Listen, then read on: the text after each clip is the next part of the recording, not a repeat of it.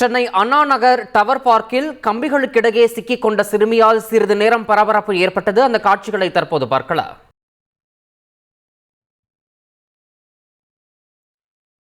மேலும் இது குறித்த கூடுதல் விவரங்களோடு இணைகிறார் எமது செய்தியாளர் சாலமன். எப்படி இந்த சிறுமி சிக்கிக் கொண்டார்? தற்போது அவரை மீட்டாச்சா? உங்களுடைய தகவல். சென்னை அண்ணா நகர்ல மிகவும் பிரசித்தி பெற்ற பழமையான ஒரு பூங்காவாக திகழ்கிறது அண்ணா நகர் டவர் பார்க். இந்த பூங்கால கோபுரங்கள் அமைத்திருந்தது. குறிப்பாக கடந்த சில நாட்களுக்கு முன்னதாக இந்த கோபுரங்கள் மூடப்பட்ட நிலையில சில ஆண்டுகளுக்கு முன்னர் தான் பல்வேறு பாதுகாப்பு அம்சங்களுடன் இந்த கோபுரமானது திறக்கப்பட்டது. அதன் பின்பாக மக்கள் அனைவரும் அங்கு மேலே சென்று டவர் பார்க்கை சுற்றி பார்ப்பது வழக்கம். அதே போல இன்று ஞாயிற்றுக்கிழமை என்ற நிலையில அதிகப்படியான பொதுமக்கள் அந்த அண்ணா நகர் டவர் பார்க்கில் சென்று அந்த கோபுரத்தின் மேலே சென்று பார்த்து வந்தனர்.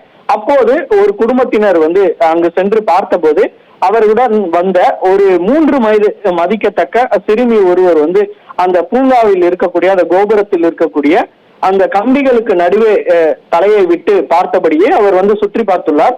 அப்போது அந்த கம்பிகளுக்கு நடுவே அந்த சிறுமியின் தலையானது சிக்கிக் கொண்டதால் அவர் கண்ணீர் விட்டு கதறியுள்ளார். உடனடியாக அருகில் இருந்த பொதுமக்கள் மற்றும் அவர்களது பெற்றோர்கள் அந்த சிக்கிக் கொண்ட தலையை சுமார் அரை மணி நேரமாக மீட்டு போராடி அந்த தலையை மீட்டுள்ளனர்.